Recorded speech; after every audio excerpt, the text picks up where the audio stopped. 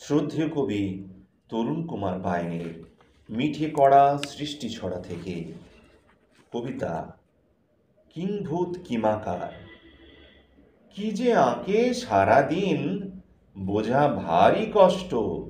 Canvas রং তুলে সময়টাও নষ্ট।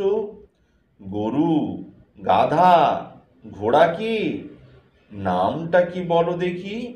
ঘাস বনে তুলে ঠ্যাং, ওঙ্কার ছাড়ে ও কি।